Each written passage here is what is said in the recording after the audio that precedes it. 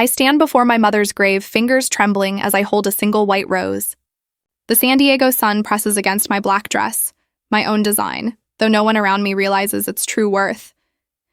That dress looks so inexpensive, Brianna mutters, loud enough for everyone nearby to hear. I suppose it's the best you could manage with that struggling little shop of yours. My jaw tightens, but I keep my focus on my mother's headstone. The polished granite mirrors the October sky, a sharp contrast to the heaviness in my chest. Catherine. Ethan steps closer, his cologne arriving before his voice. If you need a loan to keep the boutique alive, just ask. Finances have never been your strength. A memory surfaces, mother guiding my small hands across fabric, teaching me to sew. They'll see your talent one day, Katie, she had whispered. Just wait. The boutique was Martha's hobby, my father declares to the mourners, his dismissive tone reserved for my work alone. Catherine clings to it, but it's nothing more than sentiment. Always the family's disappointment. My heart pounds, but I push back tears. Not here, not in front of them. Instead, I trace the hem of my dress, fabric I personally sourced from an exclusive Italian mill. The same dress Brianna mocked cost $25,000, more than her monthly rent. It is my own design, worn by celebrities and royalty. Last spring, I showed Mother my latest collection in private, away from the family. Her pride had been quiet but unmistakable. You were always meant for greatness, she said. For 10 years, I've lived a double life. The struggling daughter with her mother's shop, while secretly running a global fashion empire under the name K. Morgan. The separation protected me from their constant attempts to claim credit or demand money. But now, with Mother gone, perhaps it's time to stop hiding. I manage fine, thank you, I tell Ethan, stepping away from his condescending offer. My father clears his throat, commanding attention. About the boutique, I've already contacted a realtor. The land has strong development potential. The profits should benefit the family. Mother left the boutique to me, I reply softly. It's not for sale. Their laughter fills the cemetery, out of place against the silence of grief. Brianna pats my shoulder with forced sympathy. Oh, Catherine, always so sentimental about that little store. Her tone makes it sound like a child's project. Dad knows best. The land is worth far more than whatever you make selling scarves. Father steps closer, looming with practiced intimidation. We'll discuss this tomorrow at my house. 2:00. Don't make things difficult. The threat is clear. They think they can take the only thing I care about, the boutique. What they don't know is far greater. Miss Morgan, Eleanor's voice interrupts, firm yet respectful, standing near the path, car keys in hand, her posture protective.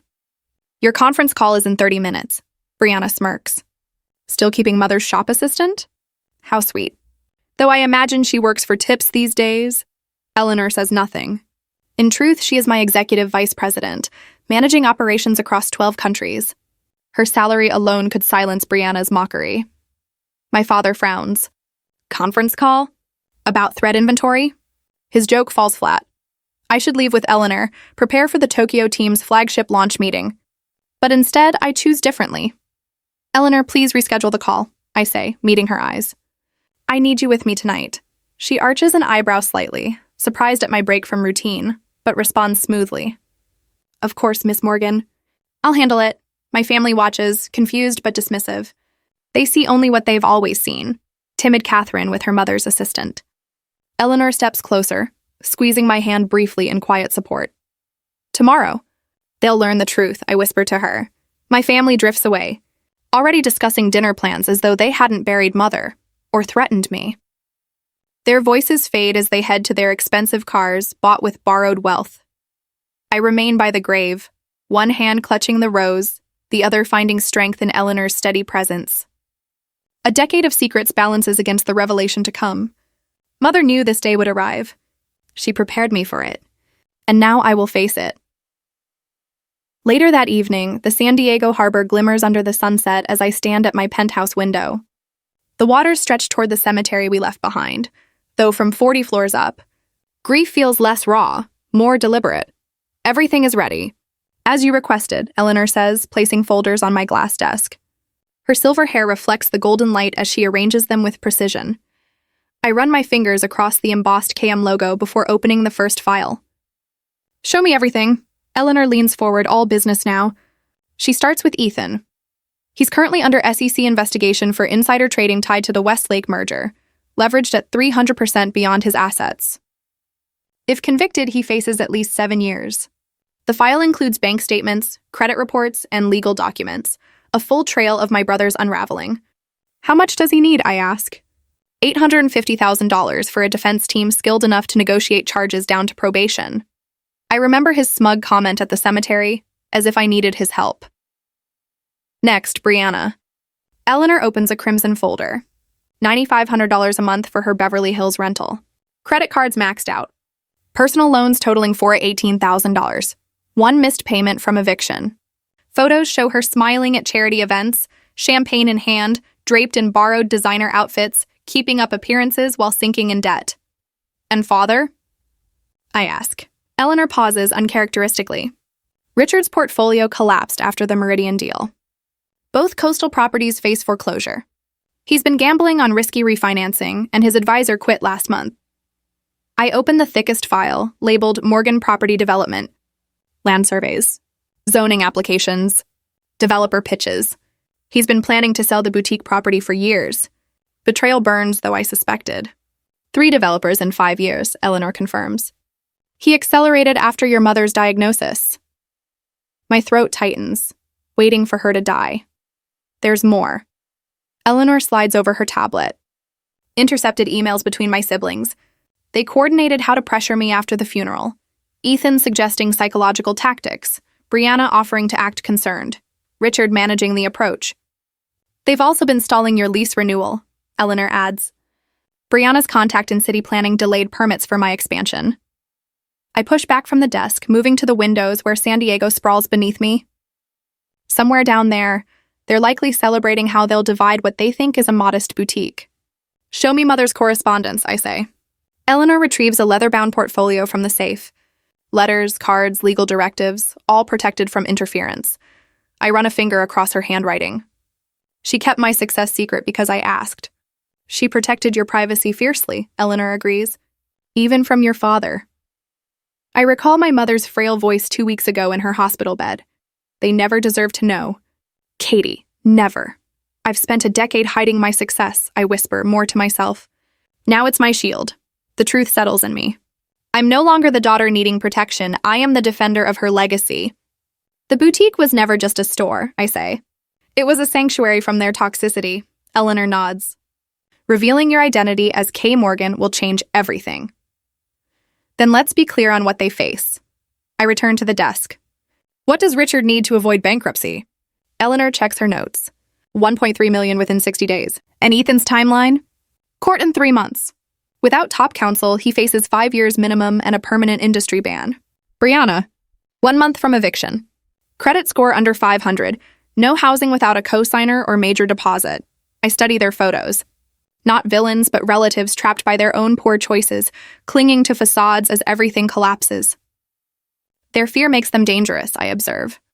They have nothing left but appearances. Eleanor nods. Richard has always played patriarch despite repeated failures. Image mattered more than stability. I rise. Decision made. What resources do we have? Eleanor shifts into executive mode. KM Atelier's full network, legal, media, financial at your command. I dial Samuel Whitaker. After 2 rings, his steady voice answers. Samuel, it's Catherine Morgan. I need my mother's estate documents. Everything. While he confirms, I glance at the folders of family disasters spread across my desk. Do we have everything? I ask. Eleanor nods. Complete dossiers, ironclad protections, boutique secured by 3 separate trusts. Conviction steals me. Tomorrow, they'll learn who I really am. Eleanor's expression softens. They'll try to claim your success once it's revealed. For the first time since the funeral, I smile. That's exactly what I'm counting on. The next morning, I arrive at the boutique 3 hours before they're due. Sunlight pours through the windows across the sales floor my mother and I designed. Modest but elegant. Crafted to sustain the illusion of a struggling daughter. Samuel waits inside. Portfolio under his arm, glasses catching the light. Catherine, he greets, handing me an envelope. Your mother's final arrangements. My hands tremble as I open it. Inside, everything. Not just the boutique. The entire Morgan estate, amended last year after her diagnosis. I'm sole executor, with complete authority. I sink into a vintage chair mother adored. They don't know, do they? No. Your father believes the estate will be divided equally, with him in charge. Samuel produces more papers. Your investigator just reported. This morning, your family met with Westlake developers. My stomach knots. Before she's even cold in the ground. Samuel adjusts his glasses. They're moving fast. Plans already drawn up to demolish this boutique for a mixed-use complex. Paperwork prepared weeks ago. I stand, smoothing the lines of my charcoal pencil skirt. The meeting is set at my father's house. Home field advantage. Samuel calls it a psychological tactic, common in high-stakes negotiations. I move to the window, noticing a young woman admiring a row of hand-stitched scarves. She doesn't know the person behind them manages production across 3 continents. We're changing the venue, I decide, turning back to Samuel. The meeting will be here, not at his house. A soft knock at the back door interrupts us. Eleanor enters, carrying a leather case marked with the KM Atelier logo. The Tokyo team confirmed the flagship opening for next month, she says, setting the case down, and the Volante acquisition papers became official yesterday. I lift an eyebrow. Business news my father never reads. Eleanor's lips tilt upward. The biggest fashion acquisition of the quarter, $2 billion, and you're the majority stakeholder. Show them who K. Morgan really is, Samuel adds, his usually neutral face lighting up. I check my watch. 2 hours until they arrive. Eleanor, call the office. I want Javier and the design team working here when my family comes. Eleanor nods, already typing on her phone. Full reveal? For the first time since my mother's funeral, I feel the corner of my mouth lift in something like a smile. Every last detail. The boutique's transformation happens with military precision. 40 minutes later, the storefront looks unchanged. But the employees-only area now shows its real purpose, a glass door leading to 35,000 square feet of state-of-the-art design headquarters. I walk through, watching my top designers arrange their workstations. Mannequins with next season's collection line the hallway. Awards and magazine covers of my work fill walls my family has never seen. Eleanor approaches, tablet in hand. They're here. Earlier than expected. I straighten my shoulders. Perfect. Let them wait in the boutique for 5 minutes. On the surveillance monitor, I see my family enter the shop, their faces tight with impatience. Brianna touches a display dress, lips curling in quiet contempt. Ethan checks his watch. Father stands in the center like a general surveying territory. They have no idea, Eleanor murmurs. Time to educate them. I move toward the door, pausing with my hand on the handle. 10 years of hiding my success, enduring their condescension, protecting myself from their claims and demands. It all ends when I open this door. I push it open and step into the boutique. Thank you for coming, I say steadily. If you'll follow me, we can discuss Mother's estate in my actual office. Confusion flickers across their faces as I lead them past the employees-only sign and through the glass doors. The reaction is immediate. Brianna's sharp intake of breath, Ethan's faltering step, Father's momentary freeze. Miss Morgan, the Paris team needs your approval on the fabric selections, a young designer calls, holding out a tablet. Thank you, Adrian. Tell them the cerulean option for the fall collection, I reply without slowing. Father's face darkens. What is this, Catherine? I lead them into my executive conference room. Its floor-to-ceiling windows overlooking the San Diego skyline. Documents are neatly arranged at each seat. This, I say, gesturing for them to sit, is KM Atelier's West Coast headquarters, one of 12 worldwide. Brianna stares at the logo on the wall, her manicured hand covering her mouth. You're K. Morgan? I take my seat at the head of the table. I am. Ethan picks up a document, eyes widening. This says annual revenue of $2.4 billion, correct. I fold my hands on the polished table. 52 stores. 7,200 employees. Father slams his palm on the table. This is absurd. You've been running a small boutique your mother left you. No, I reply calmly. I've been running a global fashion enterprise I built myself. The boutique was just the public face I let you see. I press a button on a remote, and the wall screen lights up with financial documents. I also know about your financial situations. All of them. Their faces pale as they recognize their own names on foreclosure notices, SEC investigation papers, credit reports. You've been lying to us for years, Brianna hisses. I've been protecting myself, I correct. From this reaction, from your attempts to control, dismiss, or claim credit for what I've built. Silence fills the room. For the first time in my adult life, my family has nothing to say. Eleanor enters with another leather portfolio. The Volante acquisition papers you asked for, Ms. Morgan. Thank you, Eleanor. I slide the documents toward my family. The business news you missed yesterday. My company just acquired Volante for $2 billion. Father straightens his shoulders. As your father, I should have been informed. I could have guided you, offered connections. No, I interrupt, voice firm but not harsh. You lost that right when you dismissed everything I built as a hobby. When you called me the family disappointment at Mother's funeral. Samuel enters with another set of documents. The estate paperwork as requested, Ms. Morgan. Thank you, Samuel. I face my family again. Mother knew exactly what she was doing. She left me as executor of the entire Morgan estate, not just the boutique. Samuel nods.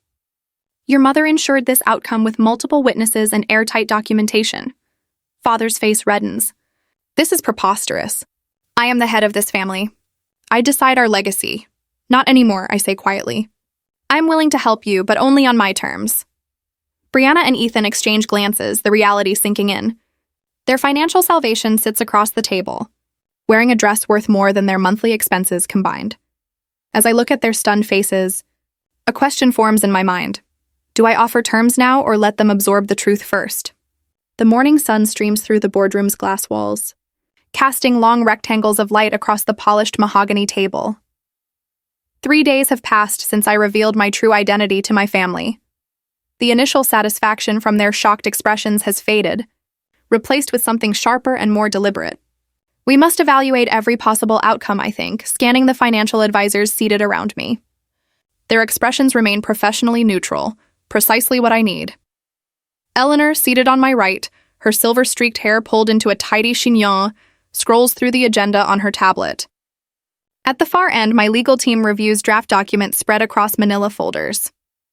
This isn't about emotions anymore, I state, though I wonder if it ever truly was. I need full analysis, tax implications of any support, media strategies, and brand protection measures. My chief counsel slides 3 folders toward me. As requested, we've prepared conditional assistance documents for each family member. I open the first. Richard's tenancy agreement allows him to remain in a company-owned home, smaller than his current property, but suitable for a man of 72. The second outlines Ethan's legal representation, top counsel provided, but only if he fully cooperates with the SEC investigation. The third folder holds Brianna's employment offer, a trainee sales role at our accessories subsidiary, $18 per hour, with standard evaluations. No privileges. Eleanor studies me carefully. They'll see any help as weakness to exploit. I shut the folders firmly. That's why every dollar comes with accountability. The finance director raises concerns about inheritance tax. The PR team debates how to manage the narrative if these agreements become public. I listen, question, and assess new angles. As sunlight shifts across the table, the team operates with precision, each role contributing seamlessly. This is why KM Atelier dominates global markets. Not just my designs, but the expertise of those I've chosen. Later in my office, Eleanor sets coffee and a new folder beside me. Your father has consulted with 3 firms about contesting your mother's will. The La Jolla firm is particularly aggressive. I nod unsurprised. And Ethan? He's contacted 4 journalists pitching a family legacy narrative. My grip tightens around the cup. Attempting to rewrite history already. Brianna's been hinting online about a major family business announcement, Eleanor adds. I turn toward the San Diego skyline, vast and blue. Their vision never stretches beyond the next bailout. Prepare contingency statements for each scenario, I say. The K. Morgan brand stands apart from family disputes, Eleanor notes quickly. We've tracked everything, calls, meetings, posts. If this escalates, we're ready. Her diligence mirrors how we manage global operations, methodical, not hostile. We review until shadows lengthen. This thoroughness built my company. My phone buzzes. Eleanor's brow furrows. Fashion Week Insider just published an article suggesting K. Morgan is Richard's creation, with you as the front. Cold spreads through me. I scan the piece, citing an anonymous source claiming my father was the creative force. Melissa, Brianna's friend, already shared it, Eleanor notes. I push back from the desk, anger rising. This goes beyond inheritance. Now they challenge my life's work, Eleanor nods. They're more strategic than we thought. The stakes are higher, I stand, resolve hardening. They won't take what I built. Time for phase 2. 4 days later, I finalized terms with my legal team. The contracts are clear. Richard can stay in a smaller home, provided he publicly acknowledges I built this company. Ethan receives top legal defense, but only with full cooperation and accountability. Brianna starts as a trainee. 8 Ts an hour, no exceptions. This isn't punishment, I explain. It's reality. They can accept or walk away. The attorney warns, they'll see this as an attack. It's negotiation, I counter. Not reconciliation. Eleanor's phone vibrates. Her voice sharpens. Your father scheduled a press conference tomorrow morning. The words strike hard. He plans to announce the family behind K. Morgan at 9 a.m. Blood drains from my face. A decade of independence at risk. He can't prove it, the attorney insists. He doesn't need proof, just doubt, I reply. Enough to damage our brand and the Volante acquisition. Clarity replaces panic. We move forward tonight. Not tomorrow. Eleanor looks startled but accepts. I call Samuel. Shift the meeting to 7 p.m., everything ready. They expect time to prepare. We'll show them they don't have it. As Eleanor alerts teams and legal makes adjustments, the storm outside mirrors the tension inside.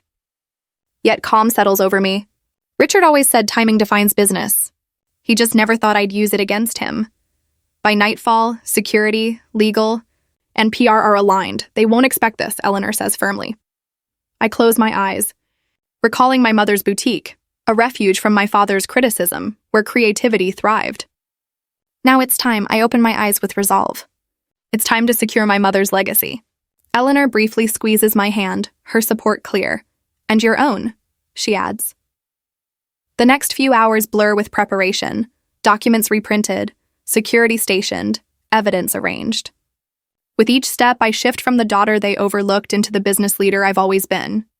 Tonight, they won't face Catherine, the name they dismissed.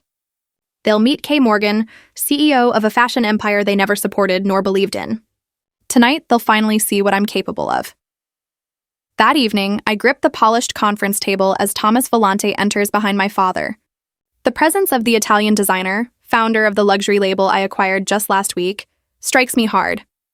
He should be in Milan preparing for Fashion Week, not standing in my San Diego office beside my father. Catherine, my father says, his voice carrying the same dismissive tone I've heard all my life, even as foreclosure notices pile up at his coastal estate. He gestures to Thomas. I believe you know Mr. Volante. Eleanor shifts closer to me, a subtle move of loyalty my father doesn't miss. Miss Morgan, Thomas greets, his accent polished yet sharp. Or should I say K. Morgan? It seems we have much to review regarding the acquisition terms. My pulse quickens. We planned for many outcomes, but not this alliance. What is this about? I ask evenly. Brianna slides a leather portfolio across the table, her smile reminiscent of childhood games meant to frustrate me. The Volante acquisition numbers, she says, tapping the folder. Thomas has concerns about their accuracy. Ethan leans forward, his overpowering cologne masking the lilies Eleanor placed earlier. The board may question how you manage 2 identities while running a public company. The pieces connect. This isn't about the boutique anymore. They've discovered a weakness I hadn't considered. Thomas opens the portfolio, revealing spreadsheets from confidential negotiations. The Milan factory projections appear manipulated. My father straightens, triumph flashing in his eyes. We're giving you one chance, Catherine. Appoint Ethan and me to board positions. Make Brianna VP of Public Relations. We're protecting you from yourself, Brianna adds, voice dripping with false concern. Shareholders deserve the truth about who's behind the company. Thomas interjects, if these discrepancies surface, it could jeopardize our acquisition. Markets don't welcome uncertainty. Ethan adjusts his tie, the image of professionalism despite his looming SEC investigation. The Securities and Exchange Commission might want to know how you've hidden your identity. For a moment, doubt creeps in. They've gone further than I imagined, beyond inheritance, beyond rivalry, to the core of everything I've built. My phone vibrates. Eleanor's message, contingency protocol? I nod slightly and reply with one word, activate. Eleanor exits quietly. The silence deepens as my family exchanges confident looks.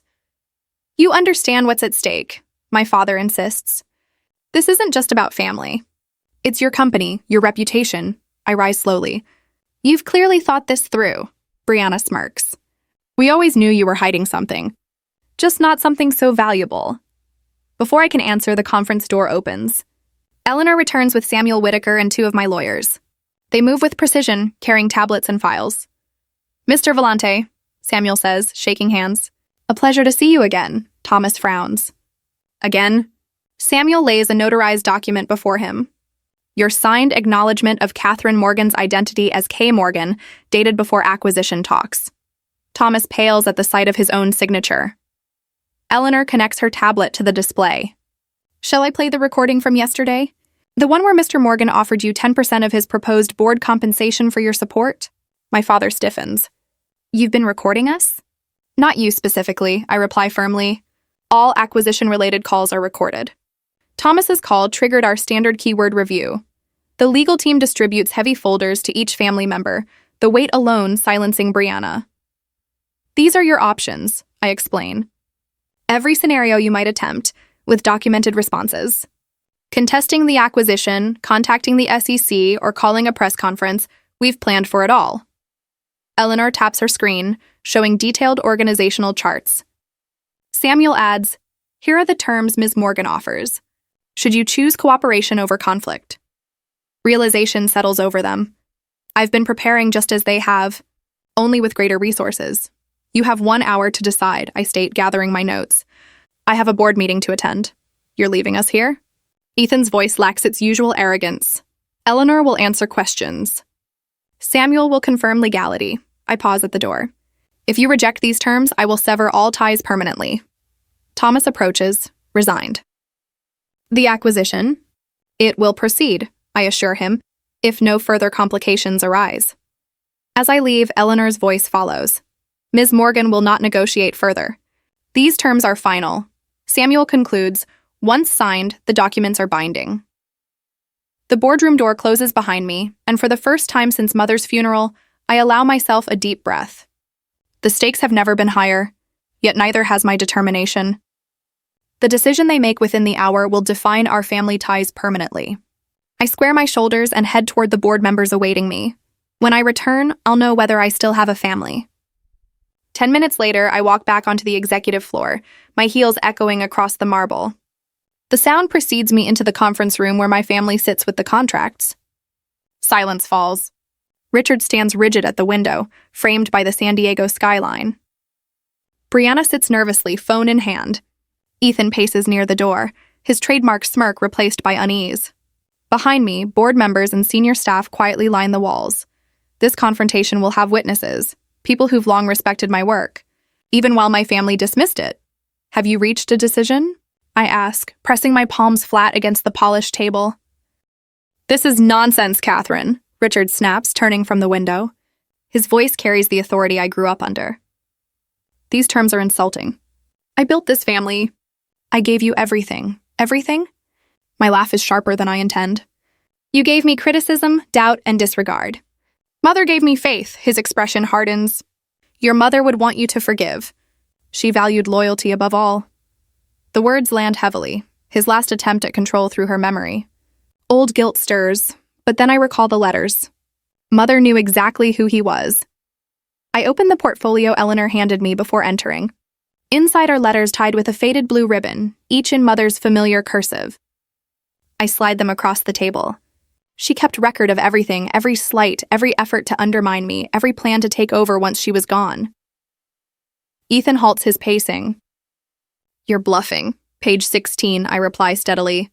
The night you suggested selling my boutique to cover your SEC legal fees. Brianna lunges for the letters, but Eleanor steps forward, placing a thick folder on the table. Miss Morgan asked me to keep records as well, she says calmly. Every call where you discredited Catherine, every attempt to break her lease. Richard's face reddens. This is a business meeting, not therapy. Emotional complaints don't belong here. They're absolutely relevant, interrupts Thomas Vellante, entering the room. My pulse skips. Thomas, the founder of the luxury label I recently acquired, and Richard's supposed trump card. Richard looks smug, but Thomas nods at me before turning to them. Yesterday, Richard offered me a large kickback if I threatened to withdraw from the acquisition. The room freezes. Even the board shifts uncomfortably. That's absurd, Richard sputters. I was protecting family interests. By trying to sabotage mine, I counter. Just as you always have. I then address each of their false narratives. Ethan's SEC files revealing how he shifted blame onto subordinates. Brianna's drafted post portraying herself as the creative force behind my brand. Richard's developer proposal to sell my boutique property, dated weeks before Mother's death. The board chair clears his throat. Miss Morgan built this company without family assistance. We've all seen her vision and integrity firsthand. This is a family matter, Richard protests. No, I correct. This is business. And the business is mine. I slide contracts across the table. Sign now or walk away with nothing. The weight in the room shifts. This time it's permanent. Ethan, ever pragmatic, is first to relent. He scans the contract, his jaw tightening at the clause requiring full cooperation with the SEC in exchange for legal representation. This team will cost a fortune, he mutters, signing anyway. Yes, I reply. My fortune. Richard watches, disbelief etched into his face as control slips through his hands. Decades of authority dissolve in front of witnesses. Brianna looks at me, eyes wet. You really don't need us, do you? I never did, I answer truthfully. But I'm still offering you a chance. Her hand trembles as she signs the contract.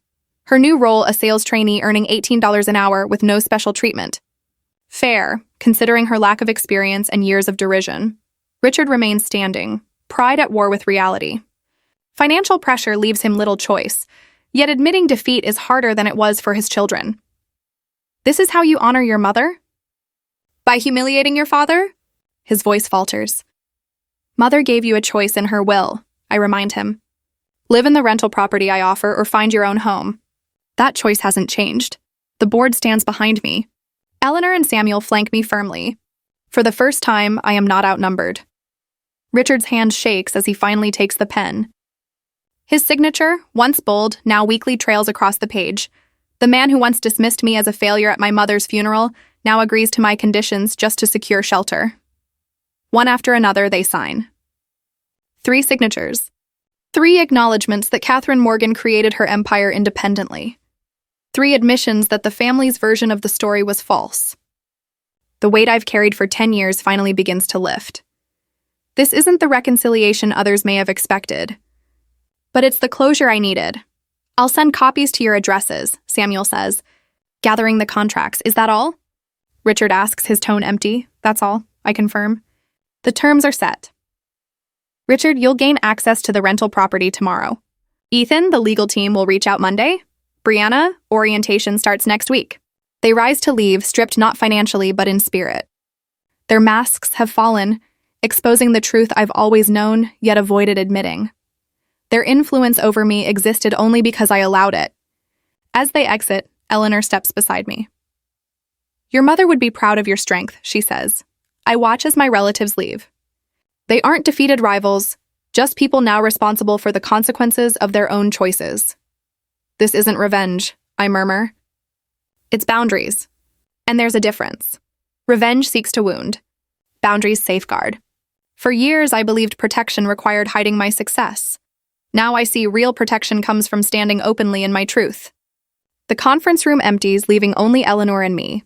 The contracts symbolize more than agreements. They're a personal declaration. I am Catherine Morgan, founder and CEO of KM Atelier, daughter of Martha Morgan. I built this empire unseen, and now they must live within the limits it sets. The sun dips over San Diego Bay, coloring the sky in shades of orange and pink. Mother loved this time, what she called the transition between worlds. Now standing in my power, I finally understand her meaning. The New York Times headline glows on my tablet. Fashion's best kept secret. Catherine Morgan revealed as K. Morgan. 6 weeks since Mother's funeral. 3 weeks since the truth unraveled my family's illusions. The article outlines my path from design school graduate to global fashion leader, all while pretending to run a struggling boutique. The comments are largely supportive. Web traffic is up 45% since the article, Eleanor notes, sliding a sales report across my desk. Instagram followers doubled overnight. I nod, adjusting to this new reality, where I am finally seen after years in the shadows. Any news from Richard? I ask. He's settled in the Coronado condo, donated most of his furniture to a veterans housing project.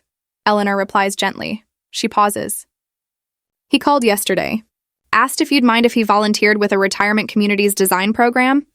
That's the one teaching seniors to tailor their own clothes. The same, she confirms. She checks her notes again. Ethan's lawyer confirmed the $1.8 million crypto transfer into the designer restitution fund. He kept thorough records of those he'd harmed financially. I turned to the window, watching sailboats cross the bay. And Brianna? She finished her first week of sales training. Clashed with her supervisor twice, but surprised everyone by staying late to reorganize the accessories. Her manager says she's showing unexpected skill in customer relations.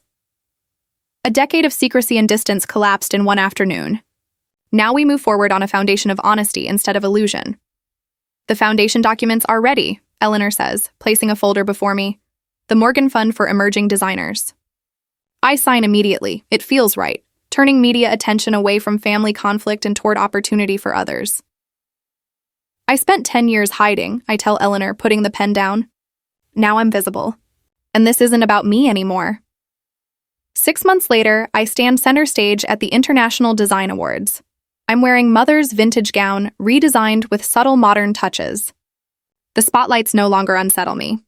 It is my honor to present this year's Breakthrough Designer Award, I announce, my voice steady and assured across the crowded ballroom.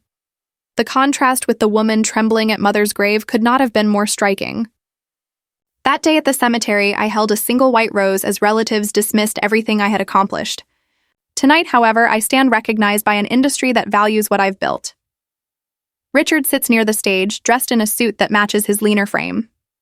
When our eyes meet, he gives a slight nod.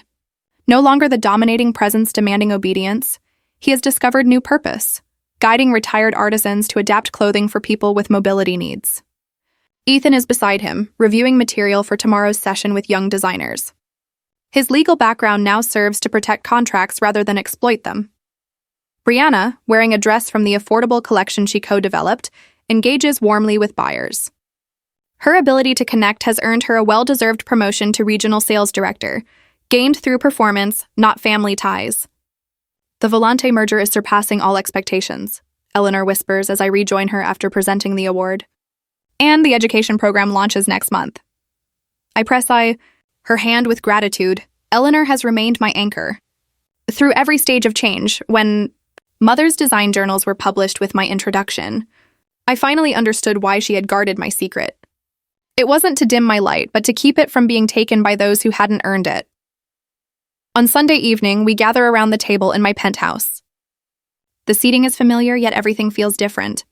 The quarterly figures look strong, I remark, passing Richard the serving dish, but I'm more encouraged by the Morgan Recovery Grant outcomes. Eleanor notes that 3 designers have already been rescued from bankruptcy. She now manages the foundation with her usual precision. We're continuing your mother's tradition of supporting new talent. Richard helps himself to a modest portion, still adjusting to new routines. I've been thinking of Martha's first sewing machine, the singer with the gold trim. It deserves to be on display. I assure him we've reserved space for it in the company museum, along with her early sketches. Brianna leans in. I've been considering a scholarship at the design school, perhaps in Mother's name. I've worked with current students, and many struggle financially. A year ago, she might not have noticed such challenges. Now she sees their value and potential. Change isn't flawless, our pasts remain, but it's real. Ethan discusses legal safeguards for young designers, his expertise now serving as protection. For the first time, I appreciate his intelligence without the weight of manipulation. As dinner ends, I stand by the window, overlooking the lights of San Diego, the same city where we laid Mother to rest nearly a year ago. The family before me now is far removed from the one at that graveside. Success isn't about what you own or control, I say, turning to them.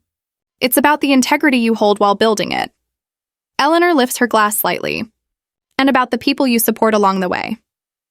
I touch the locket carrying a thread from Mother's first sewing project.